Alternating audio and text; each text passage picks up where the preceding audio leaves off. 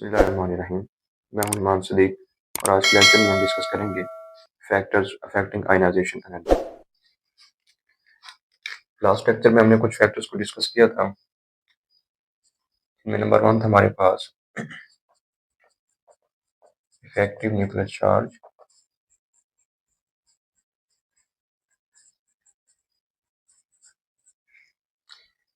इसमें हमने ये पढ़ा था कि जितना ज़्यादा इफेक्ट न्यूक्लियर चार्ज जितना न्यूक्लियर चार्ज ज़्यादा होगा तो उतनी ही आयनाइजेशन एनर्जी की वैल्यू ज़्यादा होगी। Direct relation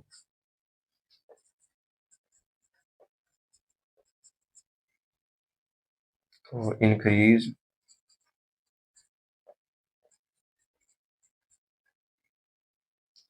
in nuclear charge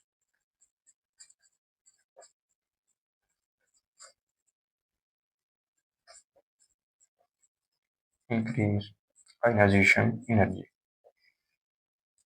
उसके बाद सेकंड फैक्टर हमने डिस्कस किया था साइज ऑफ एटम।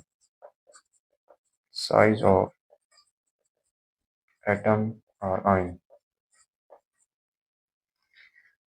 जितना किसी भी एटम का साइज बड़ा होगा उतनी आयनाइजेशन एनर्जी की वैल्यू लो होगी। Greater the size smaller lower value of ionization energy. यानी एटम का साइज जितना ज्यादा होगा वहां से इलेक्ट्रॉन निकालना इजी होगा और इसके लिए जो आयनाइजेशन एनर्जी की वैल्यू होगी वो भी लोअर होगी यानी कम होगी। उसके बाद एक और फैक्टर हमने डिस्कस किया था इलेक्ट्रॉनिक अरेंजमेंट।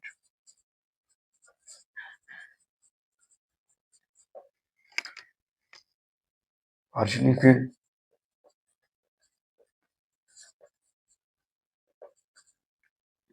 या फिर जो half fully field,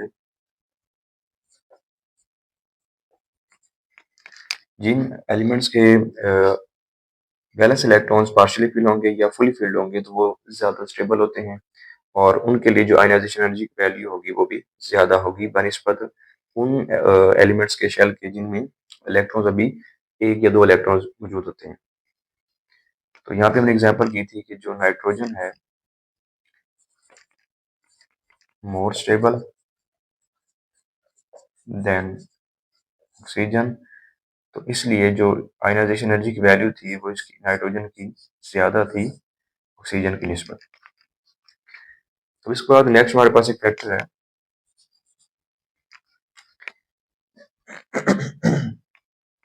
shielding effect.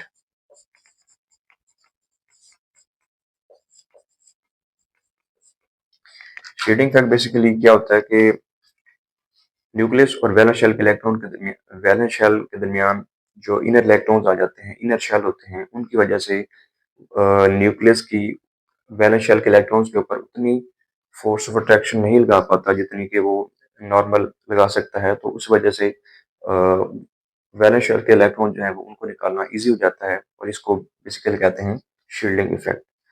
जितना ज्यादा शील्डिंग इफेक्ट होगा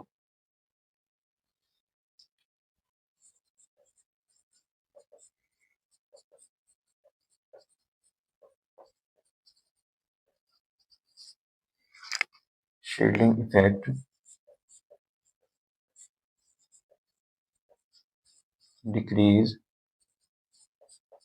आयनाइजेशन एनर्जी। तो जितना ज्यादा शील्डिंग इफेक्ट होगा उसमें आयनाइजेशन एनर्जी की वैल्यू भी कम हो जाएगी।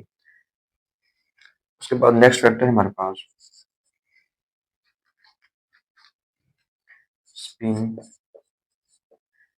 Pair repulsion.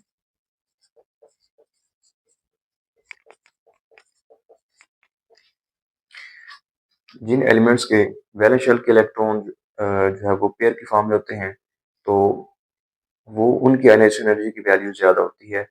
उसकी वजह ये है कि फॉर एग्जांपल हम एग्जांपल लेते हैं यहाँ पे क्रोमियम है हमारे पास।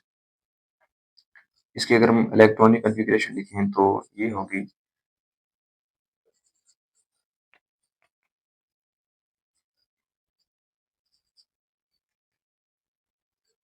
4s1 3d5 4s1 और यहाँ पे मैंगनीज, इसकी हम अगर इलेक्ट्रॉनिक कन्फिग्रेशन लिखें तो ये होगा हमारे पास 3d6 4s2। तो यहाँ पे हमारे पास आएगा 5। अब यहाँ पे हम देख सकते हैं कि ये जो क्रोमियम है, इसका जो वैलेंस शेल में 4s इलेक्ट्रॉन है, 4s के अंदर एक इलेक्ट्रॉन है, यानी इसमें कोई भी इलेक्ट्रॉनिक रिपल्शन मौजूद नहीं है। और मैंगनीज की बात करें तो इसमें जो है 4s के अंदर दो इलेक्ट्रॉन है, यानी इलेक्ट्रॉन का पेयर है, इलेक्ट्रॉन का यहाँ पे पेयर है और यहाँ पे इलेक्ट्रॉन जो है वो अनपेयर है, क्योंकि एक इलेक्ट्रॉन है। अब जब इलेक्ट्रॉन पेयर होंगे तो उनकी इलेक्ट्रॉन इलेक्ट्रॉन रिपल्शन ज्यादा होगी और उसकी वजह से वहां से इलेक्ट्रॉन निकालना इजी होगा। तो इसलिए मैंगनीज की जो आयनाइजेशन एनर्जी की वैल्यू है वो लो होगी।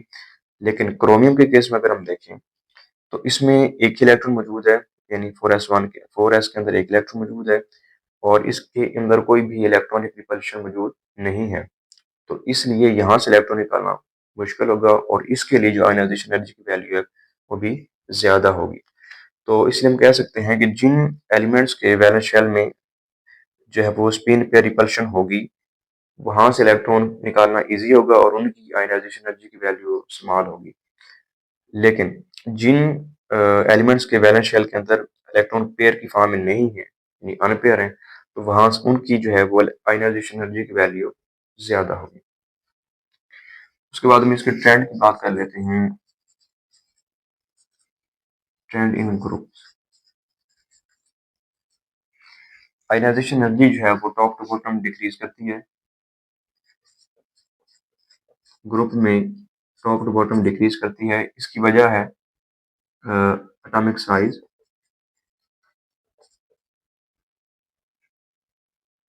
एटॉमिक साइज और इसके साथ आएगा जी शील्डिंग इफेक्ट। ये दो फैक्टर हैं जिनकी वजह से जो आयनाइजेशन एनर्जी की वैल्यू है वो ग्रुप में डिक्रीज कर रही होती है। इसकी वजह यह है कि ग्रुप में ऊपर से नीचे एटॉमिक साइज बढ़ता है और एटॉमिक साइज के बढ़ने के साथ शील्डिंग इफेक्ट भी बढ़ता है। इसलिए वहां से एटम उस एटम से इलेक्ट्रॉन निकालना ईजी होगा और एनर्जी की वैल्यू ग्रुप में इसी तरह डिक्रीज कर जाएगी। उसके बाद अगर हम पीरियड की बात करें तो पीरियड में जो है वो वैल्यू इंक्रीज करती है। इसकी वजह क्या है? क्योंकि पीरियड में जो शेल्स होते हैं वो अनचेंज होते हैं, उनमें कोई तब्दीली नहीं आ रही होती, लेकिन उसके बावजूद जो इफेक्टिव न्यूक्लियर चार्ज है वो बढ़ रहा होता है। तो इसी वजह इफेक्टिव न्यूक्लियर चार्ज यानी उसके बढ़ने की वजह से जो एनर्जी की वैल्यू होगी वो न्यूक्लियस वैलेंस शेल के इलेक्ट्रॉन के ऊपर ज्यादा फोर्स प्रोटेक्शन लगाएगा और वहां से इलेक्ट्रॉन निकालना भी मुश्किल होगा। तो इसलिए पीरियड में इलेक्ट्रॉन आयनाइजेशन एनर्जी की वैल्यू जो है वो इंक्रीज करती है, बढ़ती है। अब यहाँ पे हम देख सकते हैं कि हमारे पास एक से 1 to 3 पीरियड जो है उनकी आयनाइजेशन एनर्जी दिखाई गई है। ये हमारे पास फर्स्ट पीरियड है हाइड्रोजन और हीलियम, और उसके बाद सेकंड पीरियड यहाँ से ये फर्स्ट पीरियड होगा और यहाँ से लेकर लिथियम से नियोन तक सेकंड पीरियड है, और उसके बाद सोडियम से जो है वो आर्गन तक ये बेसिकली ये थर्ड पीरियड है। अब यहाँ से हम देख सकते हैं कि जो नोबल गैसेज हैं जैसे हीलियम है, नियोन है, आर्गन है, इनकी आयनाइजेशन एनर्जी की वैल्यू सबसे ज्यादा है क्योंकि इनका ये सबसे स्टेबल होती हैं। और जो अल्कली मेटल हैं जैसे लिथियम है, सोडियम है, पोटाशियम है, इनकी आयनाइजेशन एनर्जी की वैल्यू सबसे कम है क्योंकि ये लेस स्टेबल होते हैं।